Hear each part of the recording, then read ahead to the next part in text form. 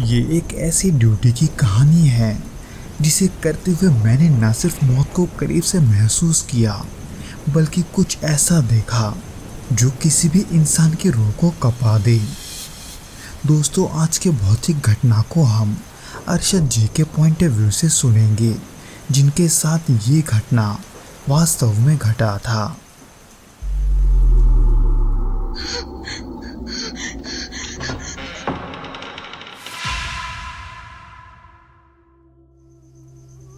ये बात साल 1998 की है, जब मैं नारायणपुर के एक छोटे से कस्बे अहरौरा के एक सरकारी अस्पताल में बतौर नर्स काम कर रहा था। उस समय मेरी उम्र यही करीब 25 साल की थी और मैं इस काम में नया था। वैसे तो ये नौकरी मुझे मजबूरन करना पड़ रहा था, क्योंकि घर की हालत कुछ ठीक नहीं थी। पापा की तबीयत लंबे समय से खराब थी और घर में कमाने वाला अकेला मैं ही था। इसलिए मुझे जो भी पोस्टिंग मिला, मैंने बिना सवाल किए उसे स्वीकार कर लिया। अहरौरा का यह अस्पताल यानी कि राजकीय जन स्वास्थ्य केंद्र काफी पुराना था। इस अस्पताल में आसपास के कई गांवों के लोग आते थे। वो अस्पताल बाहर से दिखने में किसी पुराने रेलवे क्वार्टर जैसा लगता था। लंबी सी बिल्डिंग, टूटे हुए प्लास्टर और दीवारों पर पुरानी पेंटिंग की उधड़ी हुई परतें। वैसे तो दिन के समय उस अस्पताल में कई लोग हुआ करते थे, लेकिन रात होते ही वो इलाका पूरा सुनसान हो जाता था। मेरी पहली रात की शिफ्ट यही तकरीबन 8 बजे शुरू हुई थी। मुझे बताया गया था कि मेरी ड्यूटी वार्ड नंबर 5 में है। वार्ड नंबर 5 बाकी वार्ड से थोड़ा दूर एक कोने में था, एकदम शांत जगह पर जहां बहुत ही कम मरीज आते थे। और ऊपर से नाइट शिफ्ट के वक्त वहां मरीज तो दूर, वहां कोई स्टाफ भी मौजूद नहीं होता था। उस समय सिर्फ एक सिक्योरिटी गार्ड और 2 सीनियर डॉक्टर ओपीडी ब्लॉक में मौजूद होते थे। शाम को जब मैं ड्यूटी के लिए पहुंचा, तब तक चारों ओर हल्का अंधेरा फैल चुका था। वार्ड की लाइट तो जल रही थी, लेकिन उस रोशनी में भी कोई गर्माहट नहीं थी।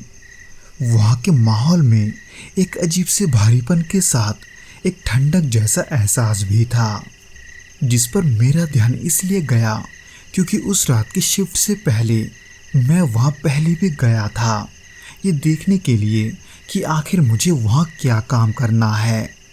पर तब मुझे वहां ऐसा कुछ महसूस नहीं हुआ जो कि मुझे उस वक्त महसूस हो रहा था। खैर, उस वार्ड में सिर्फ 3 मरीज थे। एक बुजुर्ग महिला जिनकी हालत नाजुक थी, एक एक्सीडेंट केस जो बेहोश था और एक आदमी जिसकी मानसिक स्थिति सामान्य नहीं लग रही थी। वो लगातार दीवारों को घूरे जा रहा था और वो भी बिना पलक झपकाए। खैर, उसी बीच मैंने ड्यूटी चार्ट चेक किया, मरीजों में दवाइयाँ बांटी और फिर अपने कुर्सी पर जाकर बैठ गया। उस दौरान मेरा पीठ दीवार से सटा हुआ था। वहीं पर बैठे मुझे करीब 2-3 घंटे बाद अचानक एक अजीब सा चीज़ महसूस हुआ। ऐसा लगा जैसे कोई मेरे पीछे है, क्योंकि किसी के गर्म सांसें मेरे गर्दन पर आ लगी थी। इसलिए मैं तभी चौंक कर पीछे मुड़ा, पर वहां दीवार के अलावा और कुछ नहीं था। फिर उसके थोड़ी देर बाद जब मैं वहां की फाइलें चेक कर रहा था, तभी दरवाजे पर एक हल्की सी दस्तक हुई। वो दस्तक एकदम ऐसी थी मानो कोई बाहर खड़ा है। इसलिए मैं दरवाज़ा खोलने के लिए अपने कुर्सी से उठा, पर जब मैंने दरवाज़ा खोला तो वहाँ कोई नहीं था और ना ही उसके दायां बाएं तरफ। वहाँ का कॉरिडोर पूरा खाली था, पर न जाने क्यों उस समय वहाँ की बल्बें टिमटिमा रही थी। खैर, इन सब पे ज़्यादा ध्यान ना देते हुए मैंने वापस दरवाज़ा बंद किया और अपने कुर्सी पर आकर बैठ गया। लेकिन अब मन में एक अजीब सी बेचैनी हो रही थी। लग रहा था जैसे वहाँ मैं अकेला नहीं हूँ। एक अजीब सी नज़र हर पल मुझ पर बनी हुई है। खैर उसी रात यही करीब 3:30 बजे जब मुझे मरीजों को दवा देने के लिए उठना पड़ा, मैंने नोटिस किया कि एक कोने में रखी व्हीलचेयर अपने जगह से कॉरिडोर के बीच में आ गई है। उसे देखकर मुझे पहले ऐसा लगा शायद वो किसी अटेंडेंट ने इस्तेमाल किया होगा, लेकिन जब मैंने यहाँ वहाँ देखा तो ना ही वहाँ कोई अटेंडेंट था और ना ही कोई मरीज। तभी मेरी नज़र कॉरिडोर की खिड़की के शीशे पर पड़ी, जहाँ मैंने एक धुंधली सी परछाई को देखा जो उस व्हीलचेयर पर बैठा हुआ था। पर जब मैंने पलटकर देखा तो उस व्हीलचेयर पर कोई नहीं था, जबकि वो परछाई वो अब भी उस शीशे में दिख रही थी। ये देखकर मेरे हाथ पैर ठंडे पड़ गए, सांसें तेज हो गई थी, पर मैंने हिम्मत नहीं हारी। मैं खुद को बस बार बार यही समझा रहा था कि ये सब मेरा वहम है, पर असल में ऐसा नहीं था, क्योंकि ये सब मेरे साथ अब हर रात हो रहा था।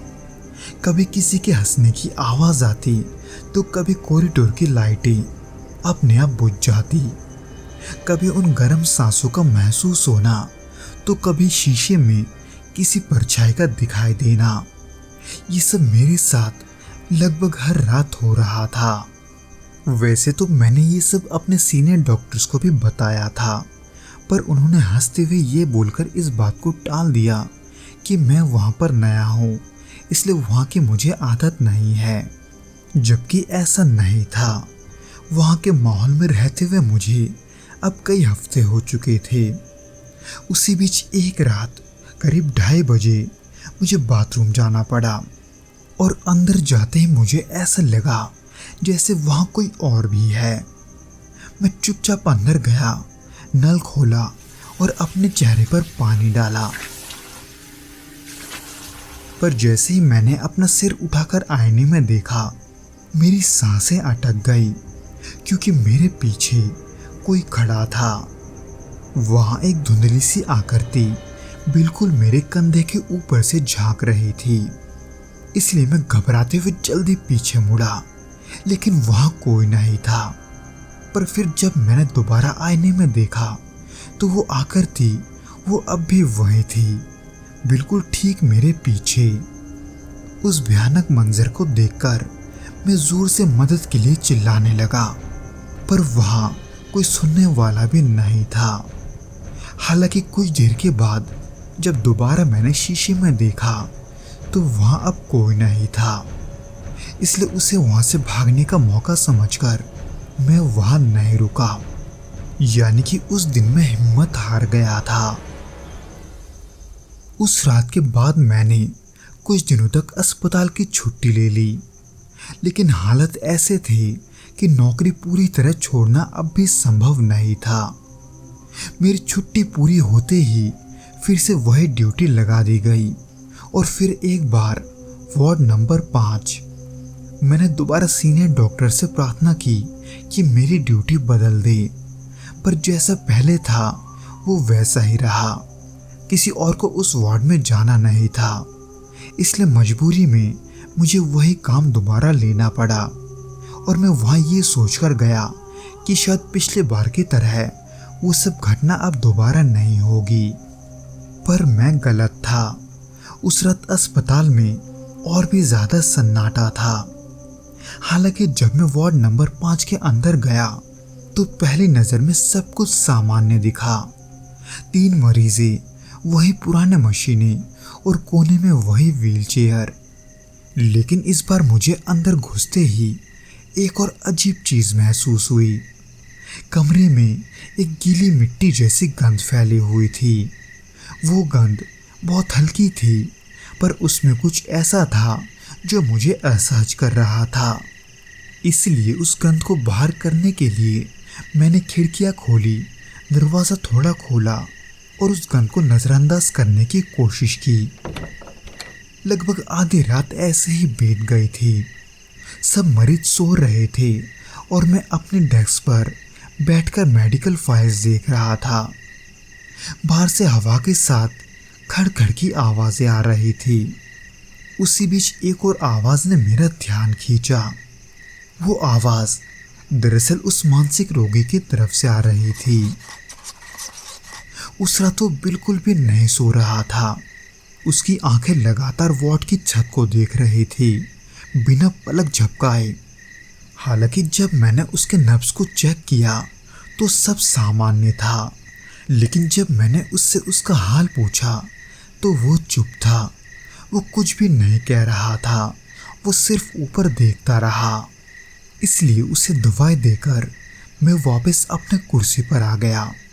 पर तभी बगल की दीवार से बहुत ही हल्की सी दस्तक हुई। पहले तो मैंने सोचा कि ये आवाज़ बाहर से आया होगा, लेकिन जब मैंने दीवार पर कान लगाया तो वो आवाज़ दूसरी ओर से आ रही थी। ऐसे मानो जैसे कोई दीवार के उस तरफ से दीवार को पीट रहा हो। पर इसमें अजीब बात ये थी कि मैं जिस वार्ड में था वो उस बिल्डिंग के एकदम किनारे था, यानी कि उस दीवार के उस पार कोई और कमरा नहीं था।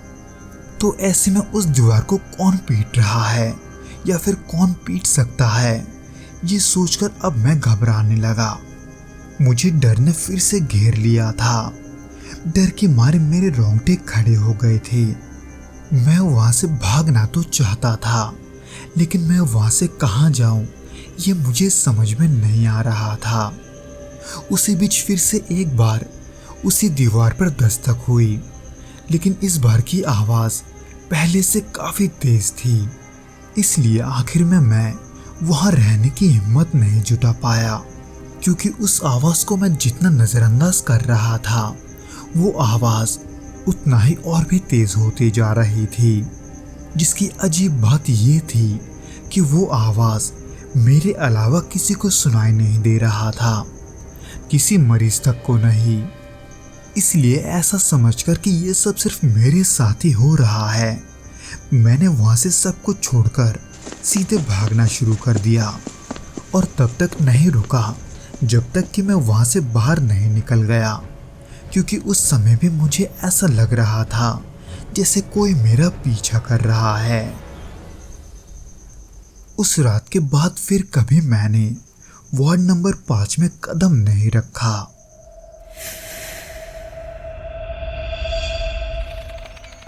तो दोस्तों, ये तो था वो घटना जो कि अरशद जी के साथ घटा था। उम्मीद करता हूँ कि आपको ये पसंद आया होगा, और अगर आया हो तो प्लीज़ इस वीडियो को लाइक करके इसे अपने दोस्तों के साथ शेयर ज़रूर करना, और हमें कमेंट करके ज़रूर बताना कि आपको ये वीडियो कैसा लगा।